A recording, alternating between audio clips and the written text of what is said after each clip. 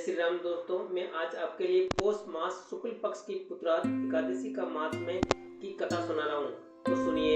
युधिष्ठिर बोले, श्री कृष्ण, आपने शुभ कालनी सफला एकादशी का वर्णन किया है। अब कृपा करके शुक्ल पक्ष की एकादशी का महत्व बतलाइए। उसका क्या नाम है, कौन सी विधि है तथा उसमें किस देवता की पूजा की जाती है। भगवान श्री कृष्ण ने कहा, राजन, पौष के शुक्ल पक्ष की जो एकादशी है उसे बतलाता हूँ, सुनो। महाराज, संसार के हित की इच्छा से मैं इसका वर्णन करता हूँ। राजन, पूर्वोक्त विधि से ही यत्न पूर्वक इसका व्रत करना चाहिए।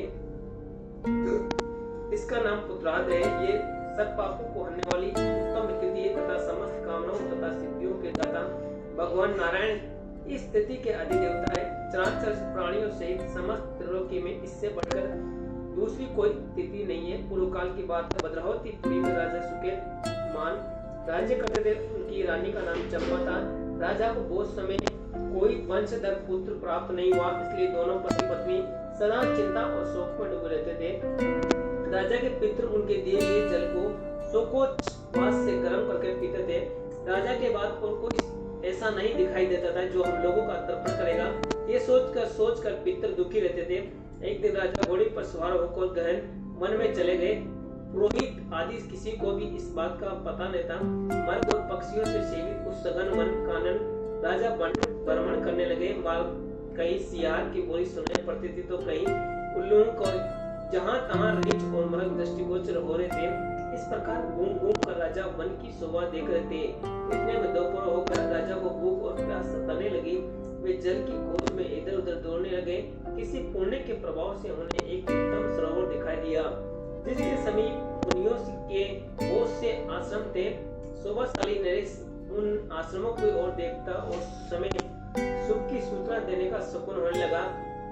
राजा का दाहिना नेत्र और दाहिना हाथ फड़कने लगा, जो उत्तम फल की सूचना दे रहा था। सरोवर के तट पर बहुत से मुनि वेदपाठ कर रहे थे। उन्हें देखकर राजा को बड़ा आश्चर्य हुआ।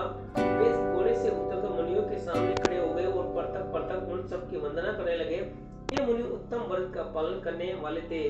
जब राजा ने हाथ जोड़कर बारंबार दंडवत किया तब मुनि बोले, राजन, हम लोग तुम पर प्रसन्न है। राजा बोले, आप लोग कौन है, आपका क्या नाम है तथा आप लोग किस लिए एकत्रित हुए हैं, ये सब तो सच बताइए।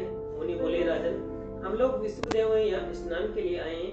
माघ निकट आया है। आज से 5वें दिन माघ का स्नान आरंभ हो गया। आज पुत्राद नाम की एकादशी जो व्रत करने वाले मनुष्य को पुत्र देती है। राजा ने कहा, विष्णुदेव गण, यदि आप लोग प्रसन्न है तो मुझे पुत्र दीजिए। मुनि बोले, राजन, आपके आज के दिन पुत्राद नाम की एकादशी है। इसका व्रत बहुत विख्यात है।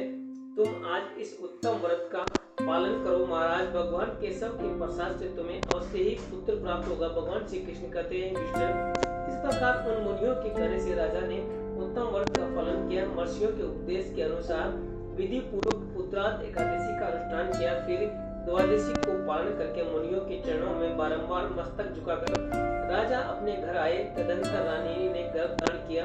परसों काल आने पर पुण्य कर्मा राजा को तेजस्वी पुत्र की प्राप्ति हुई, जिसने अपने गुणों से पिता को संतुष्ट कर दिया।